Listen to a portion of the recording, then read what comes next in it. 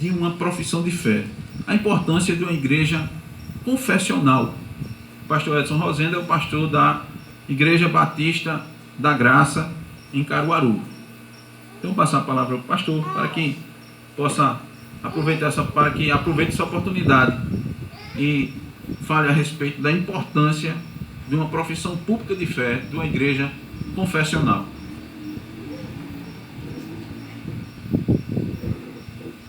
Eu saúdo os irmãos em nome de Jesus. Irmãos, eu vou falar rápido porque o tempo urge, né? Mas eu preciso dizer alguns dados históricos também, não é só o pastor que diz, não. No dia 13 de maio de 1997, 42 irmãos foram expulsos da Igreja Batista de Caruaru, expulsos por conta da fé reformada, porque creram na doutrina dos apóstolos. Então eles foram expulsos, né, sem nenhuma justificativa, simplesmente foram assim escanteados e tal. Aí no dia seguinte nós recebemos um telefonema, ficamos desnorteados. No dia seguinte nós recebemos um telefonema do pastor Valdir Penaforte, na quinta-feira. O dia 13 de maio foi uma quarta-feira, o dia 14 foi uma quinta-feira. Ele disse: Edinho, aí nós nos reunimos aqui via telefone, aqui os líderes de Petrolândia, e resolvemos aceitar os 42 irmãos como membros da igreja de Petrolândia. E domingo que vem vocês já podem se reunir como congregação daqui, um projeto de congregação.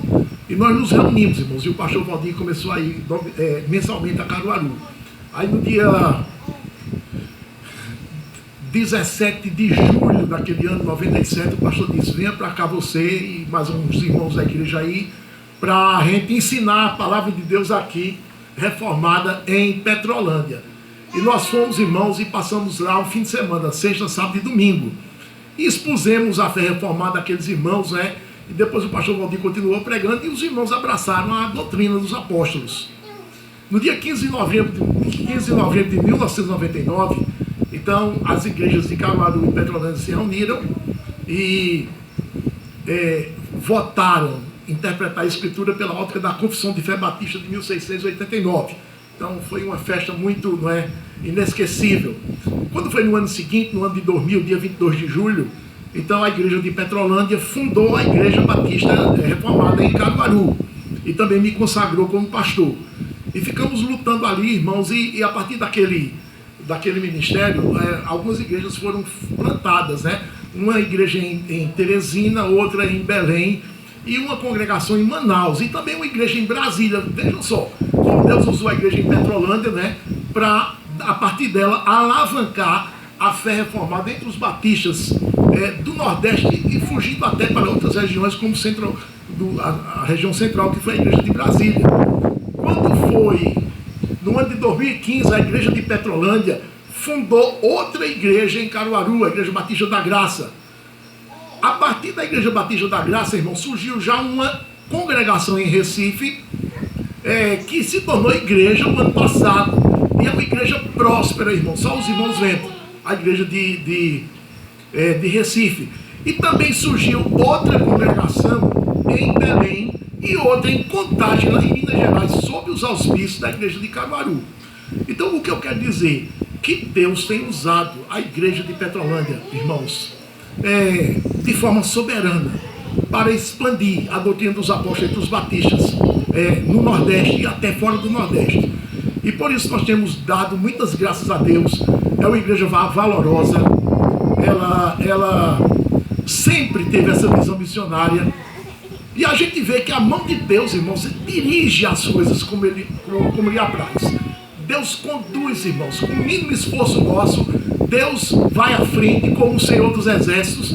A maioria das batalhas que Israel ganhava não dava um tiro sequer, irmãos, um tiro sequer. Né? Os levitas iam à frente muitas vezes, começavam a cantar, e a partir daquele louvor, Deus infundia o terror dos inimigos, de tal forma que eles corriam, né? E eram desbaratados completamente. E também Deus tem feito isso a partir da igreja de Petrolândia.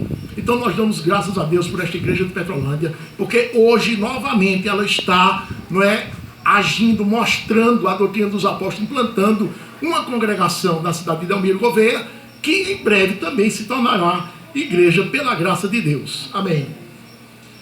Irmãos, a importância da confissão de fé.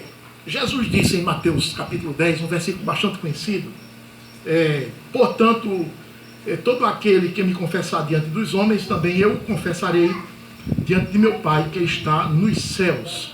Mas aquele que me negar diante dos homens, também eu o negarei diante de meu Pai que está nos céus. Quando um crente tem o coração aberto, tem a mente aberta pelo Espírito de Deus para compreender, para crer na doutrina dos apóstolos, esse crente, irmãos, inevitavelmente passa a professar a fé. A boca fala do que o coração está cheio. Ele creu, ele se tornou convicto, então ele fala. Mas não somente fala, ele também vive. A forma que Deus criou para que isso acontecesse, para que o crente ficasse autorizado a pregar, a primeira coisa que ele faz é professar diante dos irmãos.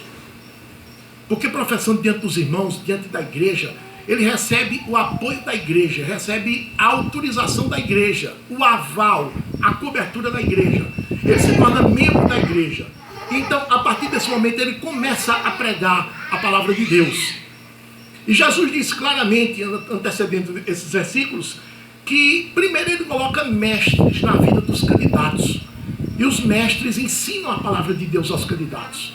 Principalmente aqueles pontos nevrálgicos da Escritura, que na nossa confissão de fé são 32 pilares. E eles creem naquilo, e eles estudam, e o mestre explica. E os alunos entendem. Mas o mestre não explica somente com a boca, explica também com a vida. O mestre explica e mostra na vida a convicção daquelas doutrinas que eles estudaram. Então o mestre, ele não guia por um caminho que ele não é capaz de seguir. Ele segue pela palavra de Deus e mostra aos discípulos. Por isso que Jesus disse, basta ao discípulo ser como seu mestre. Já está bom demais se ele for como seu mestre. Porque o Senhor sempre levanta mestres idôneos para ensinar a sua palavra aos candidatos. Então os candidatos aprendem e olham para a vida do ministro e veem que o ministro está praticando aquilo que ensinou. E os candidatos, então, irmãos, eles sossegam, eles se aquietam e eles se alegram com o mestre que Deus lhes proveu. Mas aí Jesus disse, mas quando vocês começarem a abrir a boca professando a fé aí fora, porque a profissão de fé é contínua. Os irmãos vão professar a fé hoje diante da igreja, ingressam na igreja, mas aí a profissão de fé é uma coisa contínua. Você vai continuar professando a fé, onde quer que você esteja, em casa, principalmente. Eu quero que meus pais abracem essa mesma fé que eu abracei. Aí prega papai, prega mamãe, prega maninho, prega maninha, prega titio, prega todo mundo. Prega aos vizinhos, prega aos amigos de faculdade, de escola, a vizinhança, prega aos colegas de trabalho. É impossível ficar calado.